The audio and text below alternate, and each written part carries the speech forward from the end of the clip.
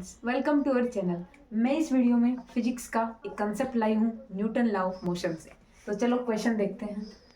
To masses of 10 kg and 20 kg respectively are connected by massless spring as shown in the figure।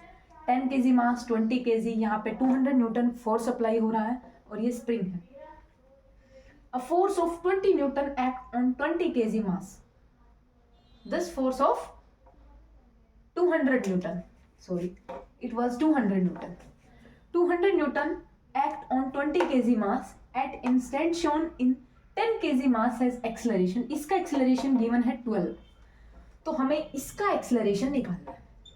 अच्छा जी, अब देखिए इसका acceleration हमें given है, तो यहाँ पे एक force होगा, तो वो force ही इसको ले जा रहा है। तो वो जो force होगा वो कितना होगा, इसका mass 10 into acceleration 12 that is 120।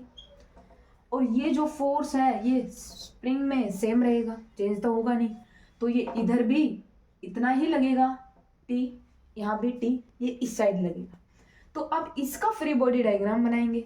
20 kg मास पे एक फोर्स आगे की तरफ 200 न्यूटन माइनस पीछे की तरफ T is equals to mass into acceleration. मैंने बेसिक फॉर्मूला लगाया है, net force mass into acceleration. अब इस पे नेट फोर्स कितना है, आगे 200 है पीछे 120 है, नेट फोर्स कितना आया 80। सो 80 इज इक्वल्स टू मास कितना है 20 इंटू एक्सेलरेशन।